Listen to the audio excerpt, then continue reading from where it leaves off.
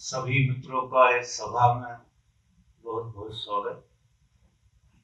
मित्रों, हमारे बीच में एक मित्र थे, बड़े अच्छे मित्र थे, अवधूत करके। अभी कुछ 1-8 घंटे पहले, 2 घंटे पहले उनका स्वर्गवास हो गया। तो उनके लिए हम 5 मिनट का मौन रखते हैं, इसके बाद बातचीत करते हैं।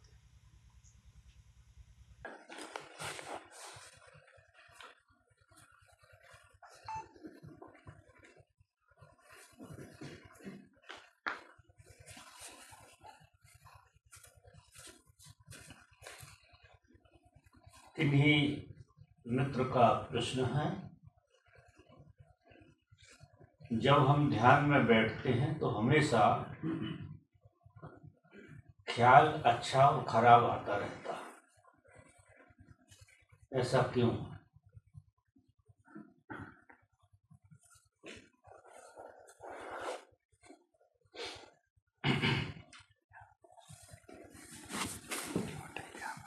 देखिए, जिस तरह से हम जीवन को जीते हैं, तथाकथित जीवन जो भी हम जीते हैं, उस जीवन का जो स्वभाव है वो द्वंद्व है। जीवन पूरा द्वंद्व से भरा हुआ है, ये जीवन का स्वभाव है। आपने पूछा है कि ऐसा क्यों? क्यों वाला प्रश्न तो आप हटा दीजिए। जीवन का स्वभाव ही द्वंद्व है। ये जो जगत है, सारा जगत, दृश्य जगत, जो तुम्हें दिखाई देता है इंद्रियों से, सुनाई देता है, स्पर्श में आता है, स्वाद में आता है, इस जीवन का जो स्वभाव है वो द्वंद्वात्मक है। यहाँ चीजें विपरीत से जुड़ी हुई है, सब कुछ विपरीत से जुड़ा हुआ है और विपरीत पे निर्भर है। अगर जीवन में द्वंद्व न हो तो जीवन टिक नहीं सकता। जीवन को टिकाने के लिए प्रकृति की जो व्यवस्था है वो द्वंद्वात्मक व्यवस्था है। द्वंद्व से ही जीवन टिकता है, अच्छा और बुरा, पाप और पुण्य, जन्म और मृत्यु, हर चीज दो चीजों में बटी हुई है। ये जीवन का स्वभाव। हमारा जो मन है वो हमेशा एक चीज को चाहता है और दूसरी चीज को नकारता है। ये हमारी पीड़ा है। हमारी पीड़ा जिंदगी भर बनी रहती है और हम जीवन को हमारे हिसाब से देखना चाहते हैं, चलाना चाहते हैं, जो संभव नहीं।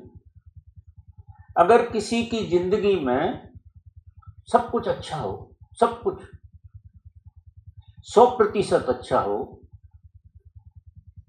24 घंटे भी अगर आप एक अच्छे भाव को जिएंगे, लगातार 24 घंटे, बुरा भाव एक बार भी ना आए आपके जीवन में, 24 घंटे आप मर जाओगे, आपको पता नहीं है। क्योंकि जो जीवन की व्यवस्था है द्वंद्व, जीवन बिना द्वंद्व के टिक ही नहीं सकता है। और बुरा भाव आपके अंदर आ जाए 24 घंटे, ये प्रकृति की एक अनुपम कृपा है कि वो किसी भी चीज को 24 घंटे के भीतर कई बार बदल देती है। 24 घंटे में कई बार वो चीज विपरीत के दर्शन करा देती है, और वो होना जरूरी है जीवन के लिए। तो ये क्यों, इसलिए मैं कह रहा हूं हटा दो, कि ये आवश्यक है। प्रत्येक व्यक्ति को ध्यान में नहीं, ऐसे भी अच्छे और बुरे ख्याल आते रहते हैं, जो आएंगे ही, कोई उपाय नहीं है। अब देखिए, ये नदी है, ये नदी दो किनारों के साथ नदी है। अगर इसका दूसरा किनारा पूरा का पूरा खत्म कर दिया जाए, सिर्फ एक किनारे पर नदी को चलाया जाए, तो नदी का बहाव बंद हो जाएगा, नदी खत्म हो जाएगी, नदी बह नहीं सकती है, नदी नदी नहीं रहेगी, वो कुछ और हो जाएगा। दूसरा किनारा इस किनारे को सपोर्ट कर रहा है, वो किनारा इस किनारे को सपोर्ट कर रहा है, और इन दोनों किनारों के जीवन में जो बहाव है वो जीवन है। ना तो अच्छा ख्याल जीवन है, ना बुरा ख्याल जीवन है। जीवन के ये दो किनारे हैं, एक ये है और एक ये है। अगर कोई व्यक्ति दोनों किनारों को स्वीकार ले, हम स्वीकारते हैं अच्छे किनारे को, जैसे अभी नदी का वो किनारा डेजर्ट से भरा है और ये हरियाली से भरा है, तो आप कहोगे हम तो हरियाली वाले किनारे को पसंद करते हैं, उस तरफ वाले को हम पसंद नहीं करते, देखना ही नहीं चाहते। तो तुम फिर पूरी नदी को जी नहीं पाओगे, पूरे जीवन को नहीं जी सकते। पूरा जीवन वही लोग जीते हैं जो दूसरी अवस्था को भी ज्यों का त्यों स्वीकारते हैं। कारण क्या है कि ये दो अवस्थाएं तो हैं ही नहीं। मजा देखो जी, एक अवस्था दो में टूट गई, अवस्था एक ही है जो जीवन है। जीवन दो भागों में नहीं बटा है, मन ने जीवन को दो भागों में बांट लिया। एक को वो अच्छा कहता है, एक को वो बुरा कहता है। जिस तरह से अब पानी है, पानी, गर्म पानी और ठंडा पानी, पानी तो पानी है। अभी ठंडों के दिनों में गर्म पानी अच्छा लगेगा और ठंडा पानी खराब लगेगा। सर्दियों के दिनों में गर्म पानी अच्छा लगेगा और ठंडा पानी बिल्कुल अच्छा नहीं। फिर गर्मियां आई, अब गर्मी आई तो क्या होगा कि गर्म पानी अच्छा नहीं लगेगा, ठंडा पानी अच्छा लगेगा। अब चीज वही है, एक परिस्थिति से हमारा मन बदलता रहता है, परिस्थिति से। और वही चीज जो है, कभी बहुत गहरे से मार करोगे, अच्छे ऑब्जर्वेशन में अगर आप चलोगे, तो जो चीज अभी अच्छी लग रही थी वही चीज समय के अंतराल से बुरी लगने लगेगी, निश्चित ही। क्योंकि परिस्थिति बदली, वातावरण बदला, उस वातावरण ने उसकी तासीर बदल दी। तो अब अगर इसके फंडामेंटल उसमें जाओगे आप, तो बुरा और अच्छा कैसे हुआ। अब ये बुरा और अच्छा हमारी उपयोगिता की बात है, हमारी उपयोगिता। हमें गर्म पानी का उपयोग अच्छा लगता है ठंडों के दिनों में, और पानी तो अपनी जगह है, उसमें जो गर्माहट है और ठंडक है, वे हैं अच्छे बुरे। ऐसे मानिए, जो प्रकृति के हिसाब से बदलते रहते हैं। तो हम प्रकृति के हिस्सा हैं, हमारे भीतर बहुत सारे रासायनिक परिवर्तन होते रहते हैं, और वही चीज अच्छी होती है। और वही चीज, जब कोई आदमी इस तथ्य को समझ लेता है कि अच्छी चीज बुरी होने में देर नहीं लगती है और बुरी चीज भी अच्छे होने में देर नहीं लगता। अगर आपके फेवर में कोई चीज हो जाए तो वो अच्छी लगती है, उसके अच्छे विचार आने लगते हैं, और अगर फेवर में ना हो तो वही चीज बुरी लगने लगती है। अब चीज से कुछ लेना देना नहीं, ये आपकी मन की अवस्थाएं हैं। और ये दोनों अवस्थाएं, क्योंकि मन के बगैर कोई आदमी इस संसार में जिंदा रह नहीं सकता है। विचार और मन संसार में रहने के बड़े अच्छे साधन हैं, विचार और मन। और विचार और मन जो है ना, द्वंद्व पर निर्भर है। द्वंद्व अगर जीवन में ना हो तो ना तो मन रहेगा ना विचार रहेंगे, दोनों चीजें। अब मन और विचार दोनों चीजें नहीं रहेंगे, आप जियोगे कैसे? आप संसार को नहीं जी सकते, कोई उपाय नहीं है जीने का। अगर मन और विचार आपके ना हो तो आप खाली हो गए। खाली आदमी काम का तो नहीं होगा, बैठा रह सकता है। इस कोमा में लोग चले जाते हैं। अब कोमा में कोई जिंदगी होती है क्या? तो इनको हमें समग्रता से स्वीकार कर लेना चाहिए। ध्यान में क्या कभी भी दो तरह के विचार आते हैं, सबको आते हैं। अच्छा भी आता है, बुरा भी आता है। चीजें अच्छी भी लगती हैं, बुरी भी लगती हैं, लेकिन तुम अच्छे बुरे नहीं। विचार अच्छा बुरा आता परिस्थिति के कारण, वातावरण के कारण। विचार भी बुरा नहीं होता, परिस्थिति में बुरा दिखने लगता है, और परिस्थिति में अच्छा दिखने। विचार तो विचार होता है, वो अच्छा बुरा कैसे हो सकता? वो एक ऊर्जा है, और ऊर्जा तो पवित्र है, ऊर्जा में कोई दोष नहीं है।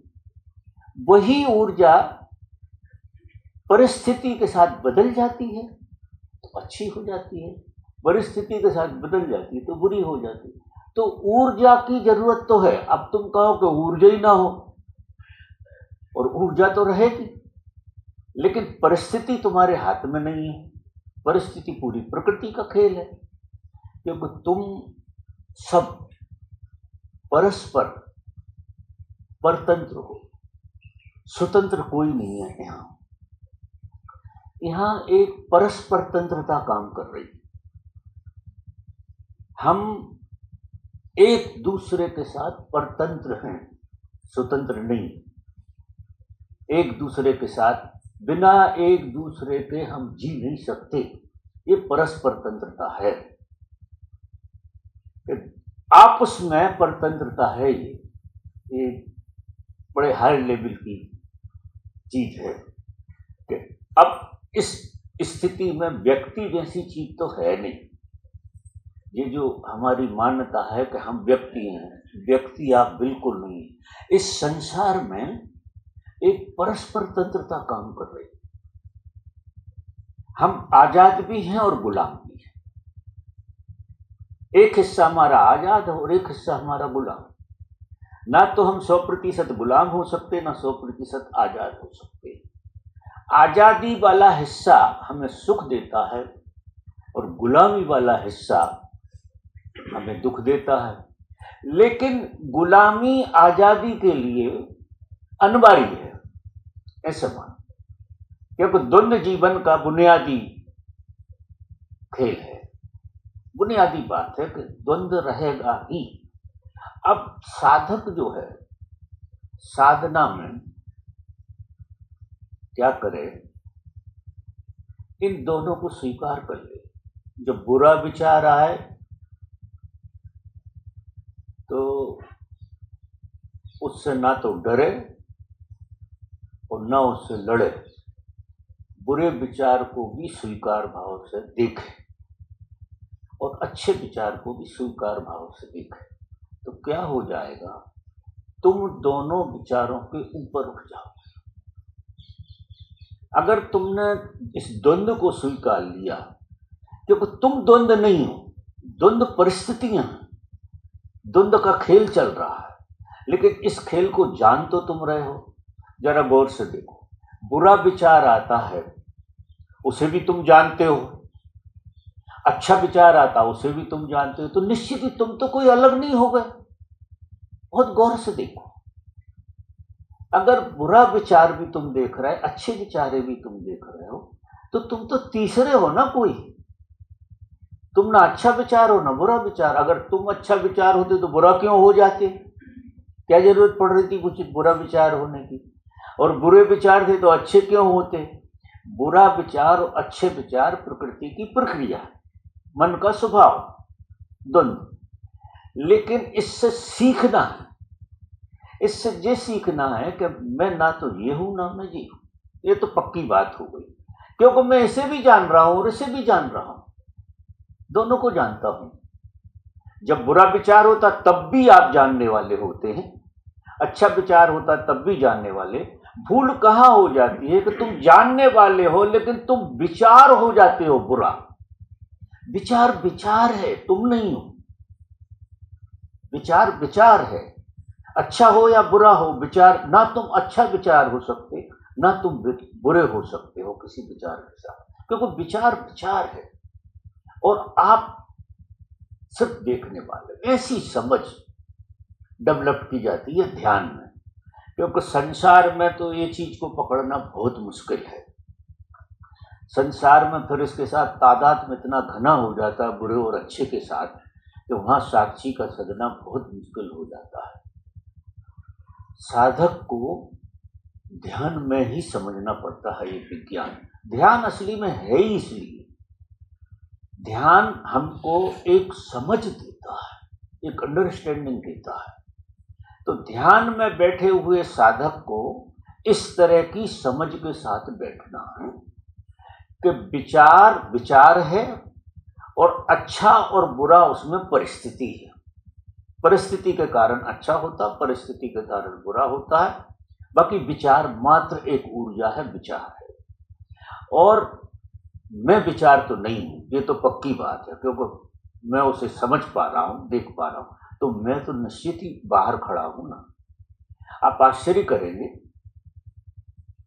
जिंदगी में किसी भी तरह की दुर्घटना, किसी भी तरह का उपद्रव तुम्हारे में घटा हो, फिर भी कोई हिस्सा बाहर खड़ा रहता है। तुम 100% किसी चीज में इन्वॉल्व हो ही नहीं सकते। ये प्रकृति ने तुम्हारे लिए एक वरदान दिया है, इसलिए तुम बुरी से बुरी परिस्थिति से भी बाहर निकल आते हो। अगर कोई हिस्सा बाहर नहीं खड़ा था तो तुम बाहर कैसे आ जाते हो? कोई हिस्सा बाहर खड़ा रहता है हमेशा, और जब वो बाहर वाले हिस्से से मिलन होता है तो वो चीजें ही बदल जाती है पूरी की पूरी। तो तुम डूब नहीं सकते हो, बेहोश हो सकते हो लेकिन डूब नहीं सकते हो, पूरे लय नहीं हो सकते हो। कोई उपाय नहीं है कि तुम बुरे के साथ पूरे बुरे हो जाओ। लाख कोशिश करो उस विचार के साथ बुरे होने की, फिर भी तुम बुरे नहीं हो सकते हो। तुम लौट आओ, क्योंकि तुम वो हो नहीं सकते, तुम वो हो ही नहीं। तुम्हारी सिर्फ मान्यता है उस विचार के साथ कि ये बुरा विचार है, ये मान्यता हो गई, और उसमें तुम बुरे ही होने लगते हो। और अच्छे विचार के साथ तुम अच्छे होने लगते हो, जबकि तुम हो नहीं सकते हो, कोई उपाय नहीं। ध्यान में इस साक्षी का पता लगना शुरू हो जाता है। ध्यान में बैठा हुआ साधक दोनों अवस्थाओं को स्वीकारता है कि ये प्रकृति की अवस्थाएं हैं और मैं जानने वाला हूं। ऐसा बार बार बोध को गहराता है कि मैं जानने वाला हूं। धीरे धीरे करते करते करते करते आपका विचारों से तादाद टूटने लगेगा। जैसे जैसे जैसे जैसे हम विचारों से तादाद तोड़कर ऊपर उठते हैं तो हमें अच्छा और बुरा दोनों एक ही दिखने लगते हैं। वही अच्छा बुरा हो रहा, वही बुरा अच्छा हो रहा, इसकी हमें समझ बैठ जाती है, एक अंडरस्टैंडिंग आ जाती है कि ये तो प्रकृति का खेल है पूरा का पूरा। मैं नाहक कितने सालों से परेशान हूं इस खेल में। तो ध्यान एक समझ जगाता, एक अंडरस्टैंड हमारी जगती है। और हमारी अगर पूंजी कोई है इस दुनिया में तो वो समझ है हमारी, जो समझ बाहर से नहीं आई, जो हमें बोध से आई, देख देख कर चीजों को समझ समझ कर हमें समझ, बार बार देख रहे हैं अच्छा है बुरा है अच्छा, तो एक बोध नहीं जगना चाहिए कि ये गोरख धंधा जो हो रहा है ये मैं कैसे हो सकता हूँ, ये कोई परिधि पे कोई खेल चल रहा, तो आप धीरे धीरे उसमें से बाहर आ जाए और फिर आप बाहर की जिंदगी को भी बहुत अच्छे से जी पाए, क्योंकि वो जो वहां तो विचार तक सीमित बात रहती, यहाँ विचार रूप धारण करता है, संसार में द्वंद्व जो है द्वंद्व के रूप में खड़ा हो जाता है, यहाँ स्थूल होकर खड़ा होता है। अगर कुंजी हाथ में ना हो तो तुम यहाँ फिर बहुत बुरी तरह फंसोगे दुनियादारी, बुरे के साथ बुरे होगे, अच्छे के साथ इतने घुस जाओगे कि अच्छे ही हो जाओ, तो तुम्हारा ना के बराबर हिस्सा बाहर रह पाएगा, ज्यादा डूब डूब जाओगे, ज्यादा डूब डूब जाओगे, वो तुम्हें पीड़ा देगा, वो दुख देगा तुम्हारे लिए। तो ये सूत्र ध्यान से पकड़ में आए और व्यवहार में साधा जाए, ध्यान से समझ आएगी, और ये जगत बना हुआ है व्यवहार के लिए, व्यवहार में वो घटना जब आएगी तो वो समझ काम करेगी और उससे तादात्म्य आपका बनेगा नहीं, और आप धीरे धीरे करते करते साक्षी की यात्रा में आ जाओ, आप बाहर खड़े हो जाओ और आप फिर हर घटना के साथ हंसोगे, अच्छी के साथ भी और बुरी के साथ। तो ये प्रकृति का प्रपंच है पूरा होगा, फिर अपने लिए नहीं दूसरे का भी कोई खेल होगा कि दूसरा किस खेल में फंसा है, उसे देख के भी तुम्हें हंसी आई, इसके हाथ में बेचारे की कुछ नहीं। यहाँ सब लोगों पे करुणा की जा सकती है, अगर सच पूछो तो यहाँ क्षमा किया जाता है हर एक आदमी को, क्योंकि आदमी के पास हाथ में कुछ नहीं, एक समझ है जो सोई हुई पड़ी है, बाकी परतंत्रता का नियम काम कर रहा है, जैसी हवा चलती है हम वैसे हो जाते हैं, इस तरह की हवा चलती है, जिस माहौल में आप बैठते हैं वो हवा घेर लेती है आपके लिए, खराब वातावरण में बैठते हो तो खराब हवा घेर लेती है, अच्छे में बैठते हो तो अच्छी हवा घेर लेती है, और आप तद्रूप हो जाते हैं और सब बिगड़ जाता है मामला। अब हमें पीड़ा किस बात की है? पीड़ा ये है कि हमारे बावजूद हो रहा सब कुछ, तो हमें लगता है फिर हमारी जिंदगी का मतलब क्या है, हम कभी भी फंस जाते हैं, कहीं भी फंस जाते हैं, और कभी कभी तो ऐसे फंस जाते हैं कि निकलना मुश्किल हो जाता है, तो हमें बड़ी पीड़ा होती। यानी हम चाहते क्या हैं? स्वतंत्रता। प्रत्येक व्यक्ति चाहे स्त्री हो चाहे पुरुष हो, एक स्वतंत्रता का आनंद है कि हम हर चीज से स्वतंत्र हों, अपने में जिए, और स्वतंत्रता के साथ खुद का स्वाद आता है, अपने में जीने का आनंद आता है, आदमी अपने में जीने लगता है मौज मस्ती से, तो वो जीवन जीवन है। और ये जीवन किनारों पे ढूंढ रहे हैं, किनारों पे सिर्फ कल्पना कर रहे हैं कि हम जी रहे हैं, बाकी इस किनारे से उस किनारे पे कूद जाते हैं, उस किनारे से इस किनारे, जी तो पाते ही नहीं, क्योंकि जीने के लिए तो बड़ा भाग चाहिए, थोड़ी समझ चाहिए।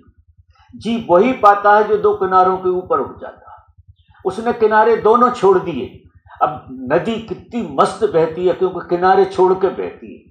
अब नदी किनारों को पकड़ ले तो क्या होगा? चाहे इस किनारे को पकड़े हरियाली वाले को, चाहे डेजर्ट वाले को पकड़े, तो नदी का स्वरूप नहीं खो जाएगा किनारे को पकड़ेगी तो। और जीवन की नदी किनारे पकड़ना चाहती है, जो अच्छा किनारा वहां वो टिकना चाहती है। मजा देखिए, जो अच्छा किनारा दिखता है उसे लगता है यहीं डेरा डाल लेते हैं, तो अब वो फंस गई कि नहीं नदी, वो नदी नदी नहीं रही। किनारे देखने के लिए बहुत अच्छे, और किनारे सपोर्ट कर रहे हैं, नदी को किनारों का सपोर्ट लेना चाहिए, किनारों को पकड़ना नहीं चाहिए, पकड़ना नहीं चाहिए।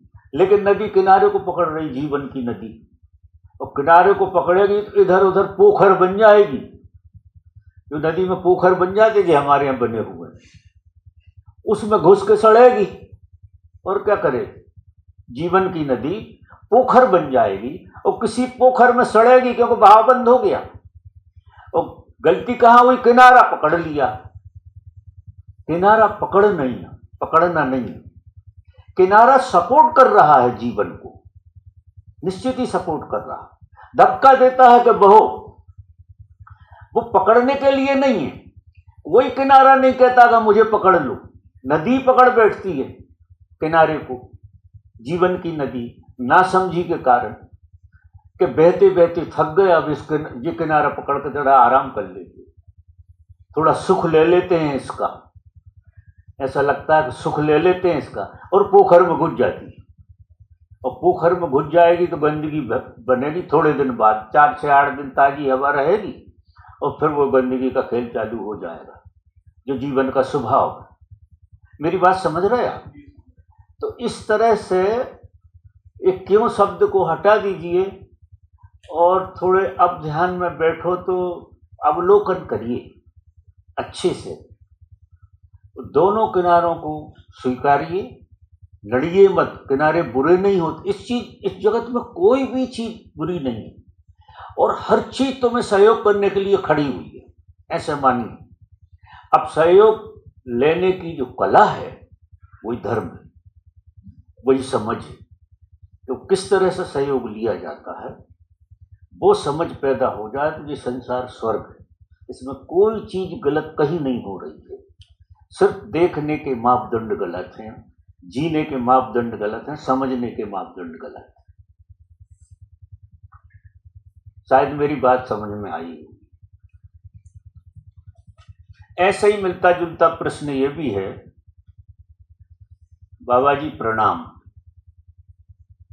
वर्षों पूर्व जब ओशो और उनके पिता के विषय में महापरिनिर्वाण शब्द सुना था तो वो बहुत बड़ी और दूर की बात लग रही थी कि कोई उनके जन्मों की बाद शायद ऐसी अवश्य संभावना बनती है। लेकिन बाबा कुछ वर्षों से मैं अभी सदगुरु की पत्नी, किसने लिखा है,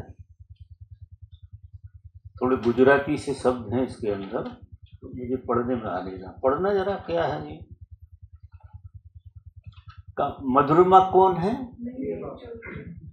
तेरा ही प्रश्न है? अच्छा, तू सामने ही खड़ी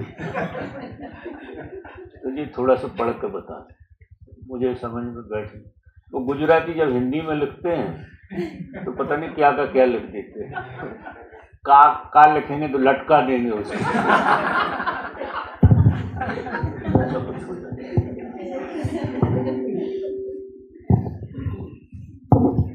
पूज्य बाबा प्रणाम। वर्षों पूर्व जब ओशो और उनके पिता के विषय में महापरिनिर्वाण शब्द सुना था तो वो बात बहुत दूर की और बड़ी लग रही थी। कोई अनेक जन्मों की साधना के बाद शायद ऐसी अवस्था संभव बनती होगी। लेकिन बाबा कुछ वर्षों से अभी सदगुरु जग्गी की पत्नी विज्जी के बारे में सुना कि बहुत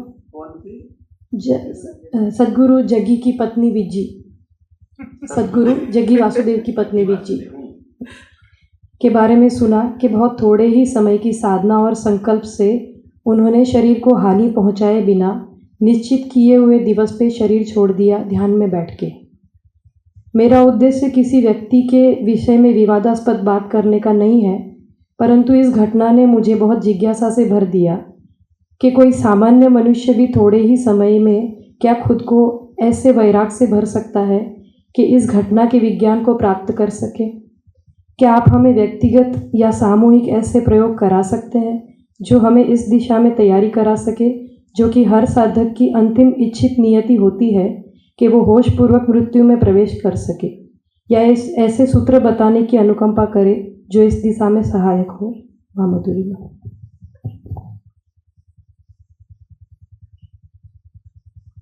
देखिए, ये प्रश्न जो है व्यक्तिगत ज़्यादा सही है, बजाय समूह में इसकी चर्चा करना संभव नहीं। तो व्यक्तिगत रूप से हम इसकी चर्चा करेंगे।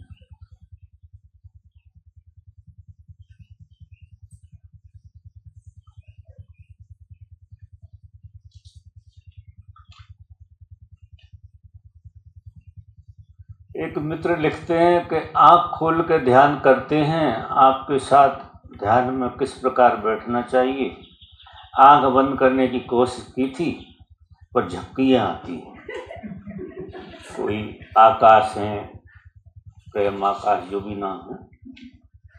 तो मित्र ऐसा है कि ध्यान तो आँख बंद करके ही घट सकता है। देखो, ऐसे ही तुम खुली आंख से भी सपने देखते रहते हो, और जब तुम खुली आंख से सपने देखते हो, ऐसी तुम्हारी अवस्था है, तो बंद आंख से तो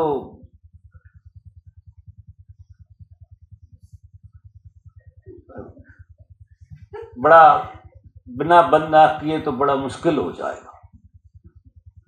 तो कम से कम आधी समस्या तो हल हो जाती है जब तुम आंख बंद कर लेते हो। जब आंख खोलते हो तो तुम्हें इधर उधर देखने का दिल करता है और वहाँ सपने डालने लगते हो। यही कर रहे हैं, जिंदगी निकल गई पूरी की पूरी। तो पहले तो कृपा करो, आपके आंख बंद करके ध्यान करो, आंख खोल के बिल्कुल मत करो, जो होना नहीं है। नहीं फिर आप जिंदे सपने देखने लगो, मतलब यथार्थ के लिए भी